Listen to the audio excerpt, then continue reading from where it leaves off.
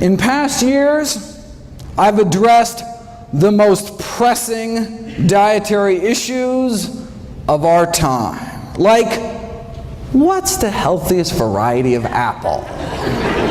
Or what's the most nutritious nut? Or dried fruit? Or what's the best bean? What's the best berry? What's the best bowel movement? Right? We had fun. People got to vote. You know, some folk came away all huffy. You know, especially the New Yorkers back there. But this year, I thought I'd lighten it up and answer: what's the best way to prevent death? Every year, the CDC updates the latest leading causes of death in the United States. So let's start at the top and go down the list, see what's new in each category. Heart disease, number one, the 35-year follow-up of the Harvard Nurses' Health Study just published. Now, the most definitive long-term study on older women's health we have. Since the study started, thousands of participants died, but that allowed them to study the risk factors for mortality. Because heart disease was the leading cause of death, it comes as no surprise. The dietary cholesterol intake, right, was a significant risk factor for dying. The second leading cause was smoking-related cancer deaths. But what's so neat about this study is that it's a competing risks analysis. Right? So it allowed them to compare different risks to one another. So consuming the amount of cholesterol found in just a single egg a day appears to cut a woman's life short as much as smoking 5 cigarettes a day for 15 years.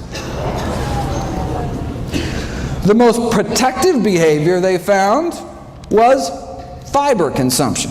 Eating just a cup of oatmeal's worth of fiber a day appears to extend a woman's life as much as 4 hours of jogging a week.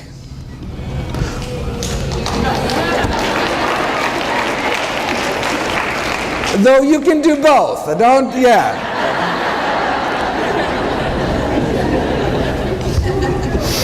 So it's worth noting that, look, the intake of cholesterol, only found in animal foods, was associated with living a shorter life, and the intake of fiber, only found in plant foods, associated with living a longer life. The one specific food most tied to longevity was nuts. You also appear to get 4 hours of weekly jogging benefit eating just 2 handfuls of nuts a week. All right.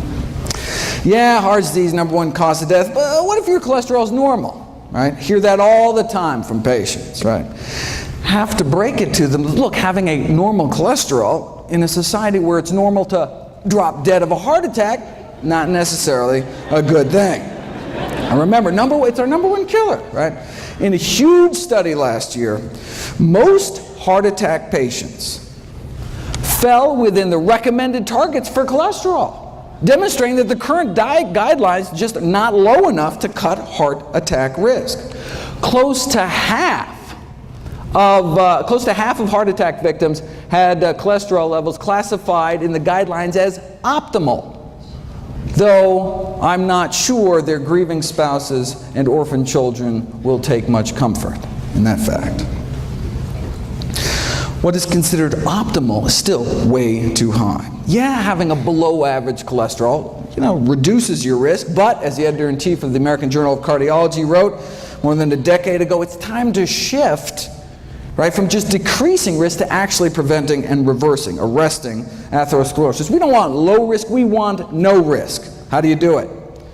Well, for the buildup of plaque in our arteries to cease, it appears that we have to get our total cholesterol down to be about 150, right? In other words, the cholesterol must be lowered to that of your average pure vegetarian. Now, but because relatively few people are willing to abide by the vegetarian lifestyle, drugs are required, to get down to similar levels, right? So it's our choice. Now notice though, even though the average vegan has a cholesterol of 150, it doesn't mean that all vegans have 150. That's why I do free cholesterol screenings here at Summerfest. Stop by my table, little drop of blood, just take a couple minutes. I'd be happy to do that for you. All right, so it's our choice, diet or drugs. Why not just choose the drugs, right? Well, no, that's a good question. Well, as the good doctor noted last night, the FDA just announced newly mandated safety labeling by law to cholesterol-lowering statin drugs, right? So this is Lipitor, Mevacor, Crestor, Zocor, Vytorin, that kind of thing.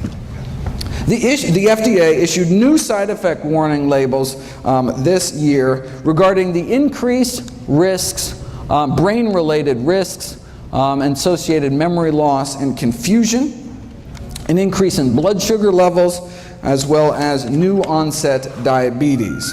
One prominent cardiologist described this kind of Faustian bargain: yes, fewer heart attacks, but more diabetes, right? With all the memory loss and confusion caused by these drugs, folks may have forgot there's actually a way to reduce the risk of heart attacks and diabetes at the same time. Called the plant-based diet. All right, now cholesterol is just half of the heart disease story. The other half is inflammation.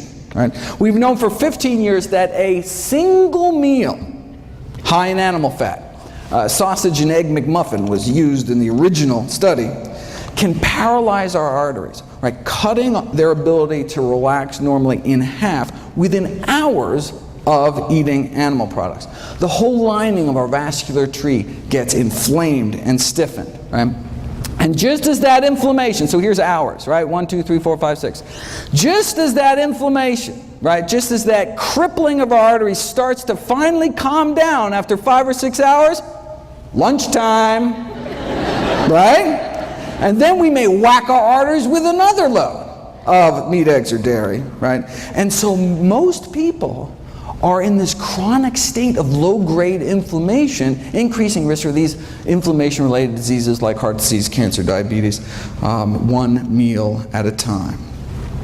Does the same thing to our lungs. Right? Again, within hours, inflammation in our airways. A single meal causing internal damage, not just years down the road, but literally right then and there, that day, within hours of it going into your mouth.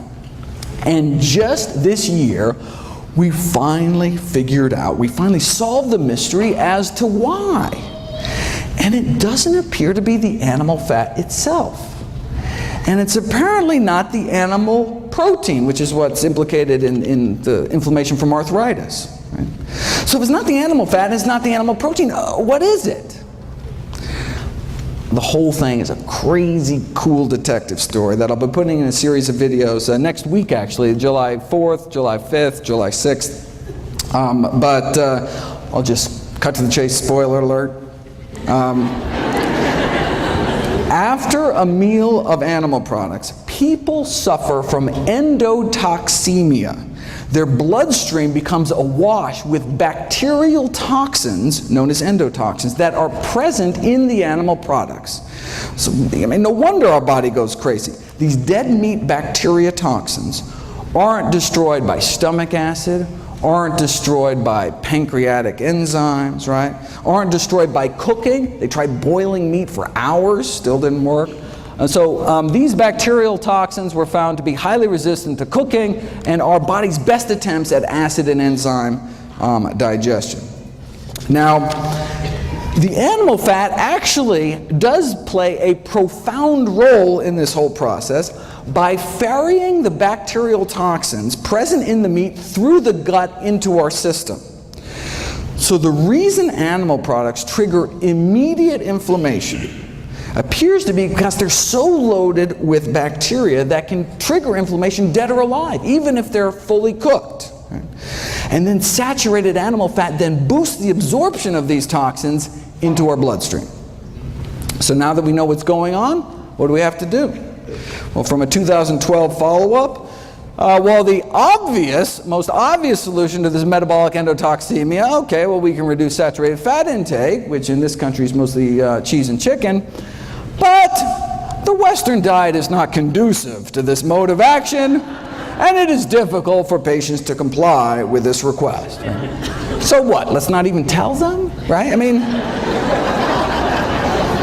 this patronizing attitude in the medical profession of, oh, patients won't change their diet or stop smoking, I mean, even if it's going to kill them, so why bother, right? That attitude may be one of the real leading causes of death. But let's get back.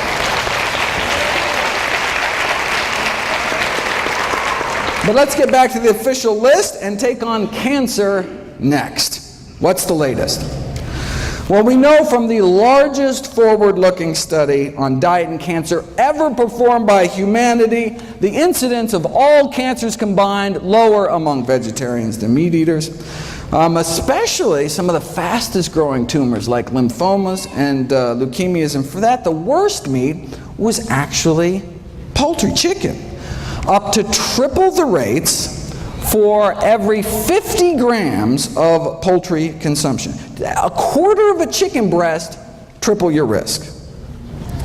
Normally, this whole presentation being the kind of quiz show format, but there was a scheduling mix-up. I was supposed to be the last speaker at night, and so I could go long and not interfere with the schedule, but anyway, won't happen again, and so next year back to the quiz show format, and apologize, I had to cut this short. Okay, but the link between meat and cancer is such that even the Journal of Meat Science last year asked, should we become vegetarians? Or they said, can we make meat safer? There's a bunch of additives, for example, that can suppress the toxic effects of the blood-based iron, the heme iron found in meat. Now, the additives are still under study, but could provide an acceptable way to prevent colon cancer, right? Because avoiding meat, obviously, completely out of the question. I mean, that's... They fear that if the National Cancer Institute recommendations to reduce meat consumption were adhered to, sure, cancer incidence may be reduced, but farmers in the meat industry would suffer important economic problems. Now, for those of us more concerned about the suffering caused by the meat industry rather than the suffering of the meat industry, what happens if you put cancer on a vegan diet?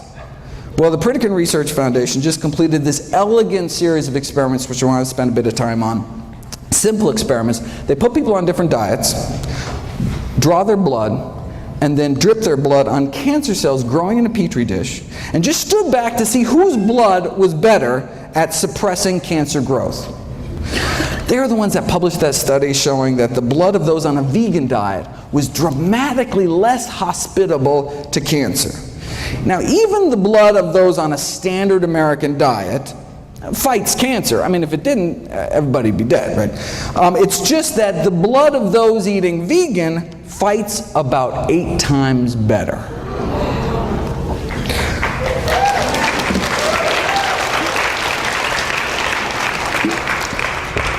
The blood of those on a standard American diet suppresses cancer growth by about 9%. You put people on a plant-based diet for a year, though, and their blood just tears it up.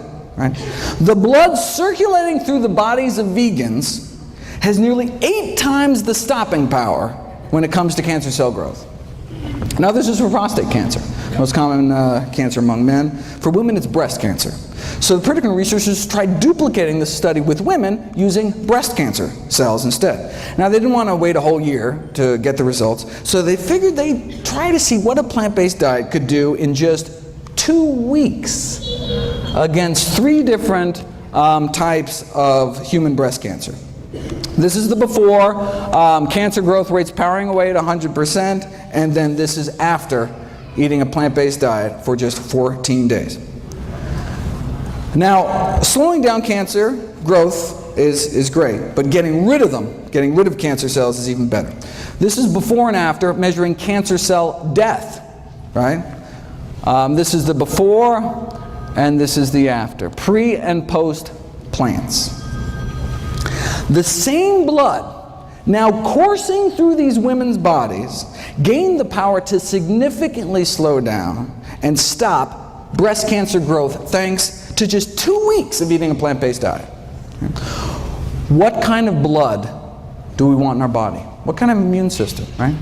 Do we want blood that's just kind of roll over when new cancer cells pop up, right?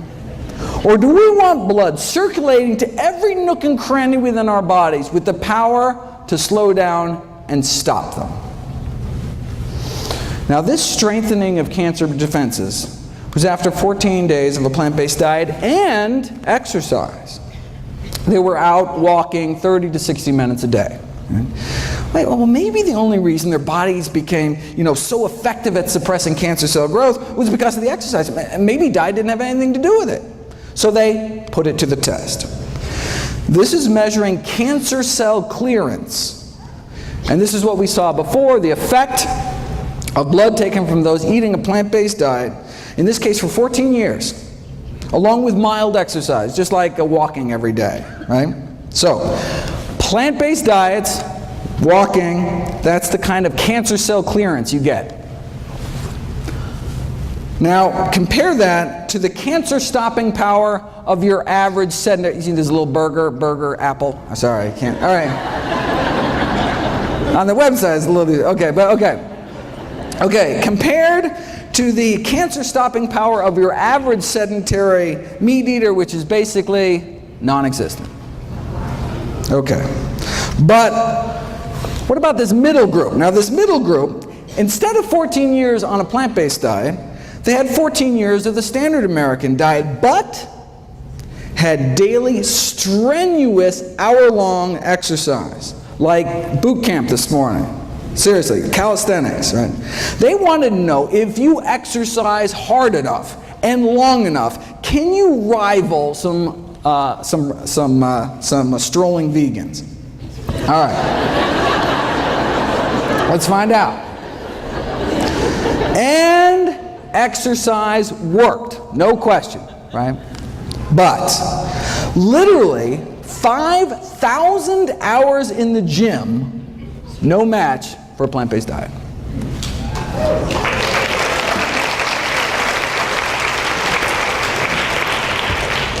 Here's an actual photomicrograph of cancer cells stained so that they release light when they die. Right? As you can see in the control group, there are a few cancer cells dying, right? Even if you're a couch potato eating fried potatoes, your body's not totally defenseless. But here's the hardcore strenuous exercise group, right? Cancer cells dying left and right, but nothing appears to kick cancer butt more than a plant-based diet. Why, though? Some people don't care, but I'm always curious. All right, how does a simple dietary change, right, make one's bloodstream so inhospitable to cancer after just a few days? We didn't know until last year, when they sought to determine the underlying mechanisms for these anti-cancer effects. All right. And it is a wild story. I have a whole series of videos coming out about it. The story involves little people and big dogs and little dogs. It involves marshmallows, Tinker Toys, cannibalism, and vegan bodybuilders. From beefsteak to beefcake. I wish I had time, believe me. But the videos will be up soon. Bottom line, the answer to the Pritikin puzzle is IGF-1, insulin-like growth factor 1. Is the cancer-promoting growth hormone involved in every stage of cancer growth, spread, metastases, cancer invasion. But you put people on a plant-based diet and their IGF-1 levels, plant-based diet go down. And if they continue to be on a plant-based diet, this is just after a few weeks, if you're on a plant-based diet long-term, levels drop even further. And their IGF-1 binding proteins go up. That's one of the ways our body suppresses cancer growth. Protect itself from cancer. Protect itself from excessive growth by releasing this binding protein into the bloodstream to bind up, to tie up IGF-1. It's like our body's, kind of emergency brake. Yes, in as little as 11 days, right? A plant-based diet can reprogram your body to bring down IGF-1 production, right? But what about all the IGF-1 that's circulating from the bacon and eggs you ate last week, right? So the liver releases the snatch squad of binding proteins to tie up, to take all this IGF-1 out of circulation. And as you can see, it just gets better with time the longer we eat healthy. Here's the experiment that nailed IGF-1 as the villain. All right, same as last time. Go on a plant-based diet, and cancer cell growth rates drop dramatically, right? And cancer cell death shoots up. Already saw that. But then, here's the kicker. Right? What if you added back to the cancer the exact same amount of IGF-1 banished from your body by eating a plant-based diet? Eating plant-based diet goes back. Let's take that same IGF-1, add it back to the cancer, and see what happens, and it erases the diet and exercise effect. It's as if you never started eating healthy at all, right? So that's how we know that lowering animal product consumption leads to lower IGF-1, which leads to lower cancer growth. But how low does our animal product consumption have to go? And how plant-based do our diets have to get? Well, let's look at the IGF-1 levels of meat eaters compared to vegetarians compared to vegans, right? Does a plant-based diet, is it better at lowering circulating levels of IGF-1 compared to a meat-eating diet or a lacto-ovo diet? And this is what they found. Right? Only the vegans, so meat eaters, vegetarians, vegans, only the vegans had significantly lower levels, and the same relationship was found with IGF-1 binding protein levels, right? That's what we want higher. Again, we got nothing here. One really had to go to that final step, vegans, to significantly bind up all that excess IGF-1 in their bloodstreams. Right? This was a study done on women. What about vegan men? They found the same thing. So even though vegan men tend to have significantly higher levels of testosterone than both vegetarians or meat eaters, which actually can promote the growth of prostate cancer. But the reason a vegan diet can actually reverse the progression of cancer, which I've shown you in previous years, the Dean Ornish work, may be because of how low their IGF-1 levels are. So high testosterone, but still low cancer in the vegans.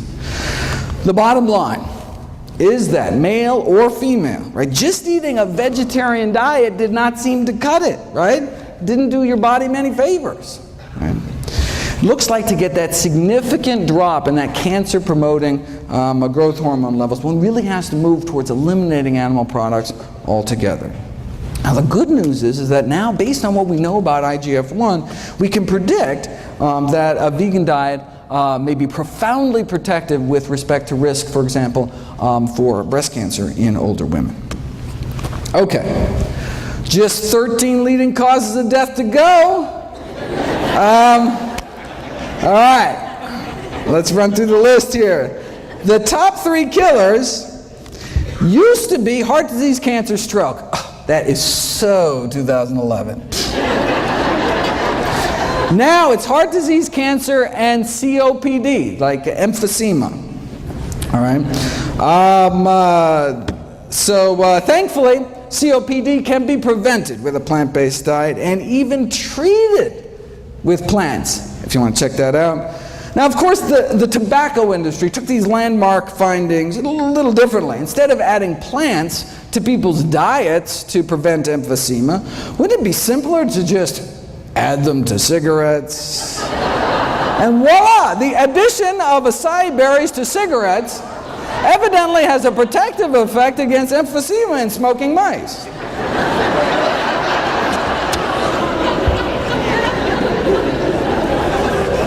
Next, they're going to start putting berries in meat, right? I couldn't make this up, people. Look at this. Adding fruit extracts to burgers, right? Now, this was not without its glitches. The blackberries literally dyed the burgers with this kind of distinct purplish color, though infusing lamb carcasses with kiwi fruit juice before rigor mortis set in does evidently lead to greater tenderness in the meat. And it is possible to improve the nutritional profile of frankfurters by adding ground up grape seeds, though there were complaints that the grape seed particles, right, were visible in the final product. And look, if there's one thing we know about hot dog eaters, it's that they're picky about what goes in their food, right?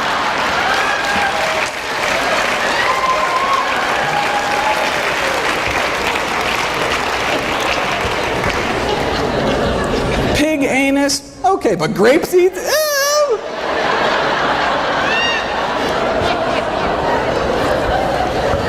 Preventing strokes. Number 4. Preventing strokes is all about eating potassium-rich foods. Potassium from the words potash. You take any plant, put it in a pot, reduce it to ash, and what you're left with is potassium. True story.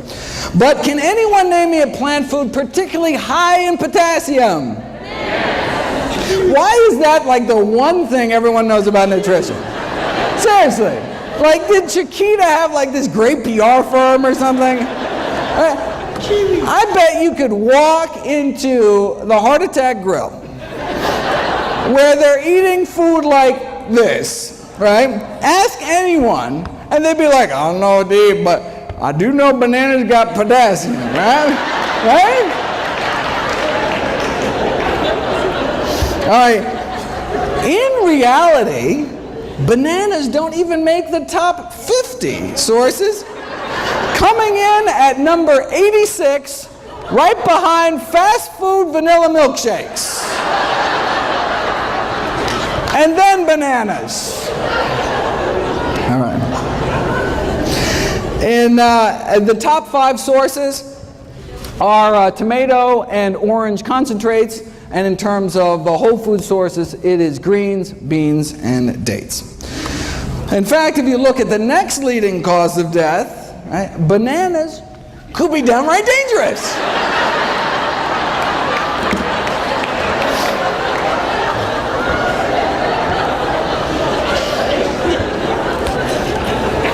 Alzheimer's.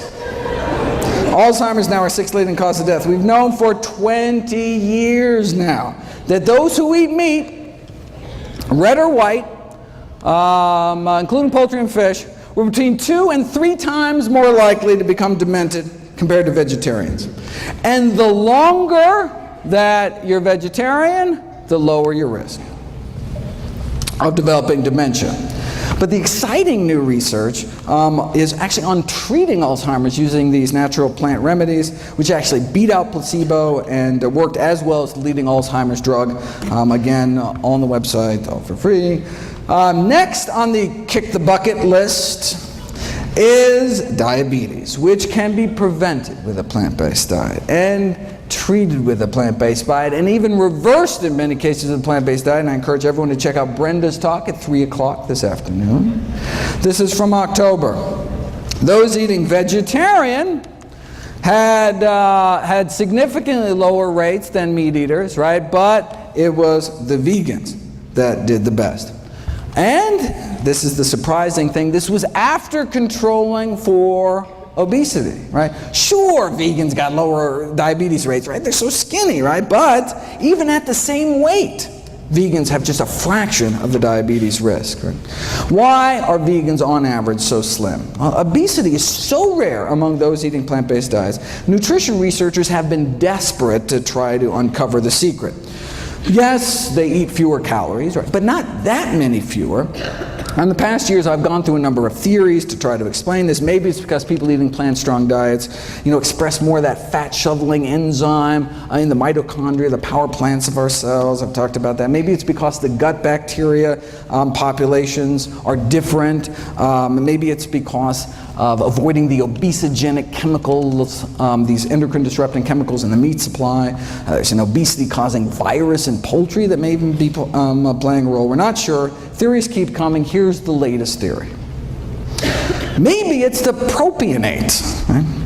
After all, what's one of the one things that's only in plant foods? Fiber, right? Animals have bones to hold them up. Plants have fiber to hold them up, right? Now we say, I thought fiber was defined as our inability to digest it, right? Well, true, we can't break down fiber, but the gazillions of good bacteria in our guts can. And what do they make with it? They make propionate, which gets absorbed into our bloodstream. So technically we can digest fiber, but just not without a little help from our little friends. But what does propionate do? Well, it inhibits cholesterol synthesis. That's good. It also appears to have what's called a hypophagic effect, meaning it helps us eat less by apparently slowing the emptying of our stomachs, which makes us feel fuller longer. Propionate regulates food intake, or whether it's because it slows the generation of new fat cells, but it results in this overall anti-obesity effect. And we can actually boost the populations of these good bacteria in our guts without taking probiotics, just by eating vegetarian, right? Because we're feeding our little friends with fiber. Animal foods also tend to be kind of calorically dense. For example, to walk off the calories found in a single pat of butter, you'd have to add an extra 700 yards to your evening stroll that day, right? Or a quarter-mile jog to each sardine we put in our mouth, right? And that's just the edible part, right? And any who choose to eat 2 chicken legs better get out on their own 2 legs and go run an extra 3 miles that day to outrun weight gain, right? And that's for steamed chicken, skin removed. Here's the latest. Meat consumption and prospective weight gain, right? We're talking hundreds of thousands of men and women studied across 10 countries with weight gain measured over a 5-year period. What did they find? Total meat consumption associated with weight gain in men and women. The conclusion is that the decrease in meat consumption may improve weight management. And this was after controlling for initial weight and physical activity, education level, smoking status, total energy intake. What? That's the kicker. This was after controlling for calories. Right? The link between meat and weight gain remained even after controlling for calories, meaning you have 2 people eating the same number of calories, the one eating more meat may gain more weight. They even calculated how much more. Intake of 250 grams of meat a day, which is nothing compared to what the U.S. Eats, will lead to an annual weight gain of 422 grams, higher than the weight gain experienced with the same calorie diet with lower meat content. Right? After 5 years, the weight gain would be about 5 pounds more. So same calories, yet 5 pounds heavier eating meat. And steak was nothing. The strongest relationship between annual weight gain was observed for poultry. Right? Let's say you start out at a normal weight, eat a hamburger every day. Right? Well, this is how much extra weight you'd gain in addition to the calories that are present. And if you ate the same number of calories instead of processed meat, like a ham sandwich with 3 slices of deli meat, you'd be up to here. And then half a chicken breast puts you up to here, again, above and beyond the calories. Right? In conclusion, our results indicate that meat intake positively associated with weight gain. This persisted after adjusting for energy intake, and therefore we're in favor of this public health recommendation to decrease meat consumption for health improvement. For more, make sure to check out the meat industry's take on this study, very interesting, as well as PCRM's wonderful work trying to put a vegan diet to work in a corporate setting. Kidney failure, 8th leading cause of death, can be prevented with a plant-based diet, can be treated with a plant-based diet. Why? Because our kidneys are highly vascular organs, right? That's why kidneys look so red inside. Right? Our 2 little kidneys filter through our entire bloodstream. And so, if the standard American diet is so toxic to blood vessels in our heart, brain, and pelvis, leading to heart attack, stroke, sexual dysfunction, what might it be doing to our kidneys? Long story short, Harvard researchers found 3 significant risk factors for declining kidney function, meaning you start to lose protein out of your urine. Your body's not supposed to be peeing out its protein. The 3 risk factors for declining kidney function were animal protein, animal fat, and cholesterol. Right? It's not protein, it's not fat. Animal protein, animal fat. No relationship found with plant protein and plant fat. Not only do vegans appear to have better kidney function, but dramatic improvements were found treating kidney failure patients with pure vegetarian diets after just 1 week. All right. Leading killer number 9 is people dying from respiratory infections. Check out my video, Kale and the Immune System, talking about the immunostimulatory effects of kale. Is there anything kale can't do? And if you look at my video, Boosting Immunity Through Diet, which is actually, if you can see this, June 28th, this is just the video of the day that went up on Wednesday. You can see that eating just a few extra fruits and vegetables can significantly improve one's immune response to pneumococcal pneumonia. Suicide is number 10. Now, last year at Summerfest, I talked about improving mood through diet. We know vegetarian diets have been associated with healthier mood states, but you don't know if it's cause and effect until you put it to the test. And that's what was done this year. You take regular meat eaters and you remove meat, fish, poultry, and eggs in this study from their diets. And you can see a significant improvement in mood scores after just 2 weeks. I mean, it can take drugs like Prozac, months to take effect. In fact, the way drugs like Prozac work is they boost the levels of the so-called happiness hormone serotonin. Did you know that there is serotonin in plants? I had no idea. I certainly didn't. But there's serotonin and dopamine and all sorts of human neurotransmitters in plants. So much so, there's been a call to start treating depression with high-content sources of serotonin. Like plantains, pineapples, bananas, kiwis, plums, and tomatoes. Right? And what's the side effects? You get a little seed stuck in your teeth or something? Right? Maybe that's why high intake of fruits, vegetables, mushrooms, and soy associated with decreased prevalence of depression. Right? Maybe that's why improved behavior in teenagers was significantly associated with higher intakes of leafy green vegetables and fresh fruit. Right? For more, keep an eye out for my videos on the wrong way to boost serotonin, which is by these tryptophan supplements, a better way to raise serotonin to fight things like premenstrual depression, and then the best way, as reported in this double-blind, placebo-controlled crossover study on the successful use of butternut squash seeds in the treatment of social anxiety disorder, for example. Right? Amazing. How might a plant-based diet prevent systemic infections?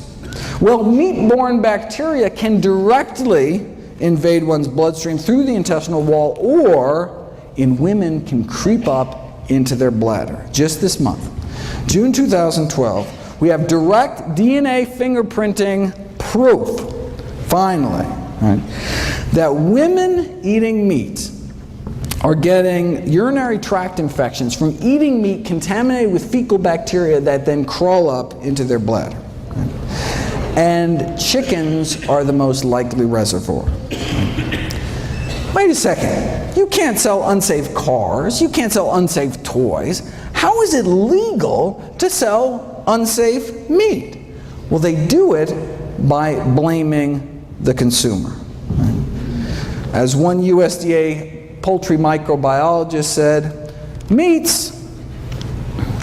raw meats are not idiot-proof. They can be mishandled, and when they are, it's like handling a hand grenade. You pull the pin, someone's going to get hurt. See, if we get sick, it's our fault. Right? Now, while some may question the wisdom of selling hand grenades in supermarkets, the USDA poultry expert disagrees. Says, I think the consumer has the most responsibility, but just refuses to accept it. Right? It's like a car company saying, yeah, we installed faulty brakes, but it's your fault for not putting your kid in a seatbelt. Right? A director at the Centers for Disease Control responded famously to this kind of blame the victim attitude from the meat industry. Is it reasonable, she asked, if a consumer undercooks a hamburger that their 3-year-old dies? Is that reasonable? Not to worry though, the meat industry's on it. All right, they just got FDA approval for a bacteria-eating virus to spray on the meat. Now, some have raised concerns about these so-called bacteriophages, such as the possibility that these viruses can spread toxin genes between bacteria, which wouldn't go good, especially given the difficulties in preventing large numbers of these viruses from being released into the environment from the slaughterhouses. All right. Now, it could also allow the meat industry to become more complacent about food safety, right? If they know they can just kind of spray some viruses on at the end, right? Similar to the quick fix argument about irradiation. From the industry point of view, right, who cares if there's fecal matter in the meats, as long as you can just blast it at the end with enough radiation, right? Now, the meat industry is concerned that consumer acceptance of these bacteria-eating viruses may present somewhat of a challenge to the food industry. Not that they'd ever be labeled, of course. But if they think that's going to be a challenge, check out their other bright idea. The effects of extracted housefly pupae on chilled pork preservation. This is a sciencey way of saying they want to smear a maggot mixture on the meat. Now, it's a low-cost, simple method. Think about it. Maggots thrive on rotting meat, yet there have been no reports of maggots having any serious diseases. Not that anyone's really checked, but, I mean, right? Indicating that they have a strong immune system, right? They must be packed with some kind of antibacterial properties, otherwise they die themselves eating rotting meat. All right. So, they took maggots that were 3 days old, washed them, dried them, kind of toweled them off, put them in a tissue blender, kind of a little Vitamix action there, and then voila, safer meat.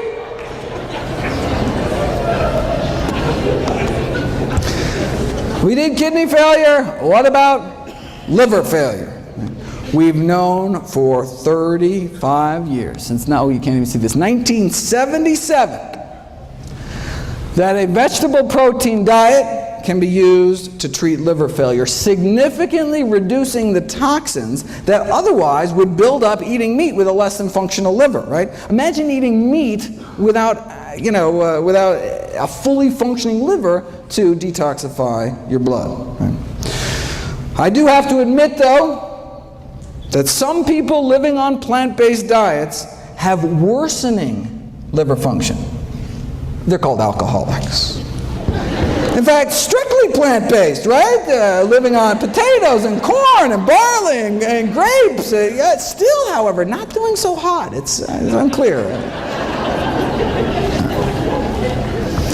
High blood pressure is up next, so-called essential hypertension, essentially only found in those who eat meat. Again, look at this. We've known for decades, it's 1974 out of Hopkins. Right?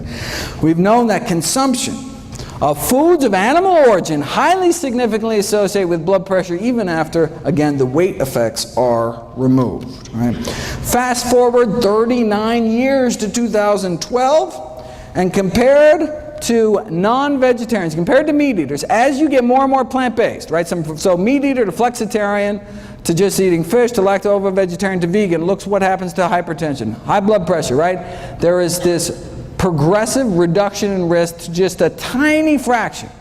Right? See the same thing in diabetes. Here's diabetes, right? Again, the stepwise reduction of risk as one eliminates animal products on down. Right? And and same thing with body mass index, right? As you can see, obesity rates get lower and lower. In fact, vegans are actually the only population, on average, that was not overweight. Even the vegetarians were overweight. All right. Diabetes, hypertension, leading causes of death. Is it going to take the medical profession another 39 years before we actually do something about it? How long does it take being vegan to bring blood pressures down? 12 days, right? McDougall took 500 meat eaters, put them on a vegan diet over a span of 11 days. Dropped their blood pressure 6%, about double that drop in those that were hypertensive to begin with. 14th leading killer, Parkinson's disease.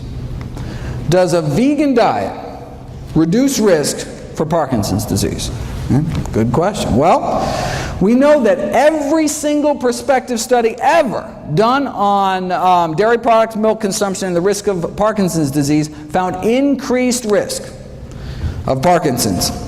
Why? Well, one possibility is that dairy products in the United States are contaminated with neurotoxic chemicals.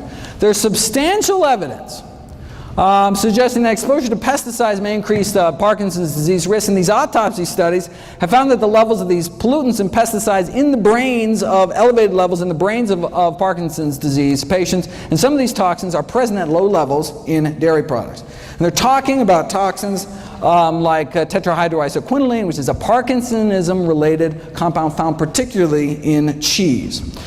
Now, although the amounts of this neurotoxin, even in cheese, are not very high, the concern is that they may accumulate. These neurotoxins may accumulate in the brain over long periods of consumption.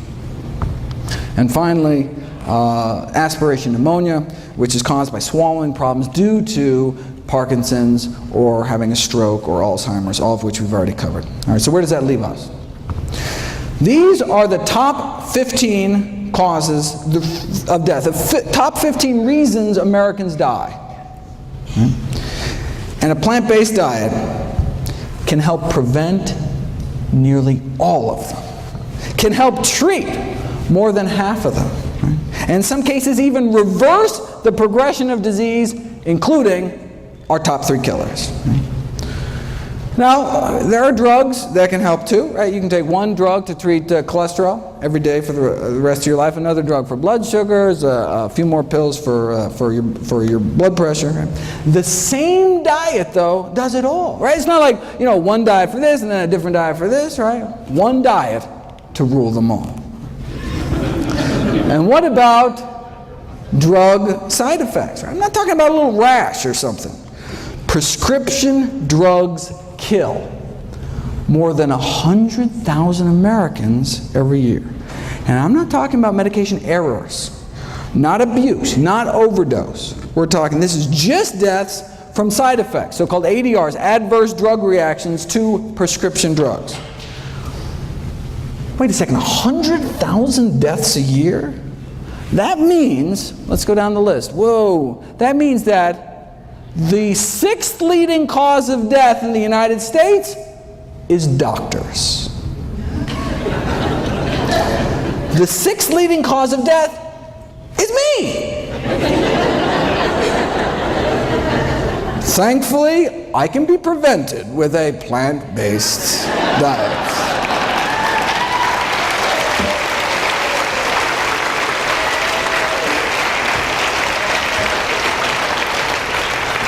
Seriously though, compared to 15,000 American vegetarians, meat eaters had about twice the odds of being on aspirin, sleeping pills, tranquilizers, antacids, painkillers, blood pressure medications, laxatives, and insulin, right? So plant-based diets are great for people that don't like taking drugs, don't like paying for drugs, and of course don't like risking adverse effects, right?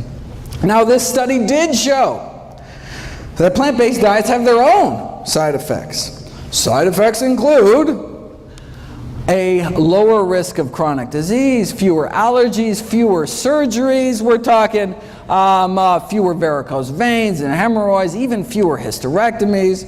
And we're not talking just the big killers, right? Not just less heart disease, cancer. This is the longest study on vegetarians in human history. Not just less heart disease and stroke and high blood pressure and diabetes, but less diverticulosis, less, if you can read this, less diseases overall, right? That's the side effects of a plant-based diet, less disease overall.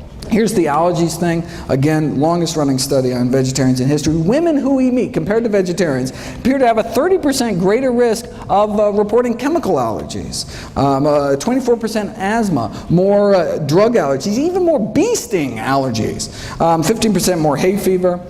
A new side effect of plant-based diets we just learned about last year, fewer cataracts, right? That's what we get, fewer cataracts, the leading cause of blindness and vision loss.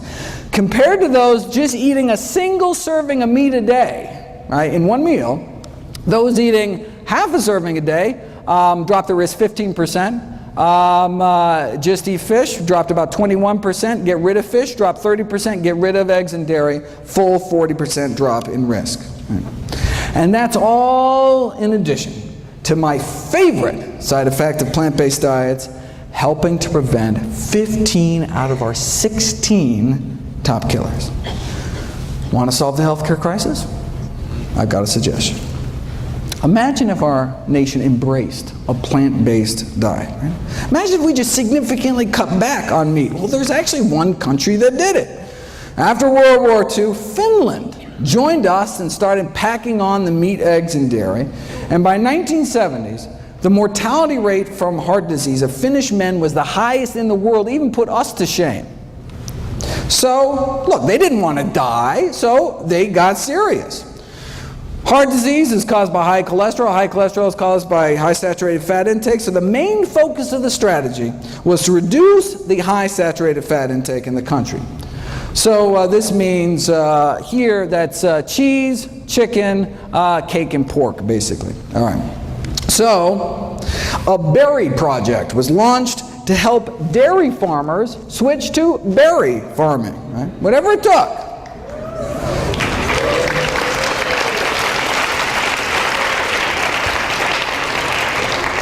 And indeed, many farmers did switch from dairies to berries.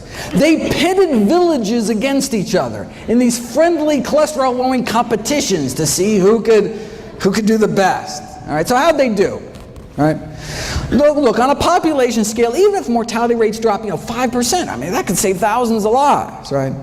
But remarkably great changes took place. An 80% drop in cardiac mortality across the entire country. 80% drop in heart disease deaths. With such greatly reduced rates of cardiovascular and cancer mortality, the all-cause mortality was basically almost cut in half, leading to 7 more years, men are living 7 more years, 6 more years for women, right? And look, this is just cutting down on animal products. Now vying for the world record for heart disease deaths, of course, the United States of America. So why doesn't our government make these same recommendations? Well, I've got this whole series of videos on the conflicts of interest within the U.S. Dietary Guidelines Committees. They're the ones that make the recommendations, right? And indeed, whether they're funded by candy bar corporations or the Sugar Association, right? Or a member of McDonald's Council on Healthy Lifestyles, right? Serving on Coca-Cola's Beverage Institute for Health and Wellness. And notice, we only know about this thanks to a PCRM lawsuit against the USDA. Very impressive. Very good.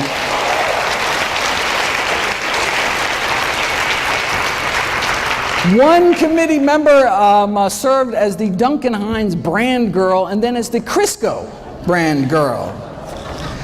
These are the folks, all right, dictate U.S. nutrition policy, right? If you read the official dietary guideline recommendations, you'll note that there is no discussion at all of the scientific research on the health consequences of eating meat. Why? Because if the committee actually discussed this research, it would be unable to justify its recommendation to eat meat at all, as the research would show that meat increases the risk for chronic diseases, contrary to the purpose of having dietary guidelines in the first place, right? Thus, by simply ignoring the research, the committee is able to come to a conclusion that would otherwise look improper, right? All right. So they can't even talk about the science. Right? We know that a plant-based diet, fruits, vegetables, whole grains, legumes, no meat, reverses heart disease, completely prevents death from heart disease, slows the progression of cancer, and the almost identical diet promoted by the World Cancer Research Fund prevent cancer based on the largest review of scientific studies to date. But again, right, they can't even talk about the science because how could they justify anything but a plant-based diet?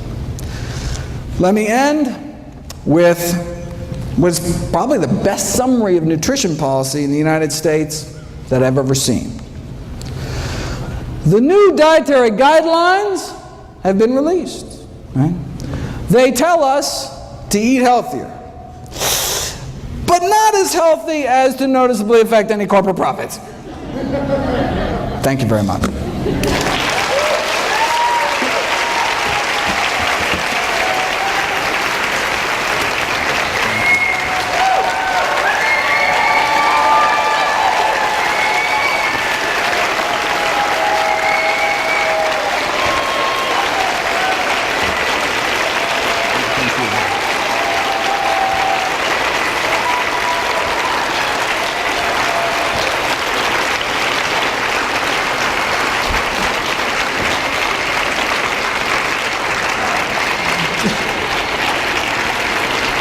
Don't forget to check out my new video every day.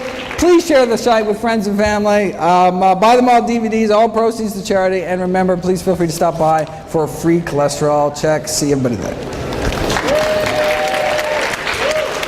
Thank you, Dr. Gray.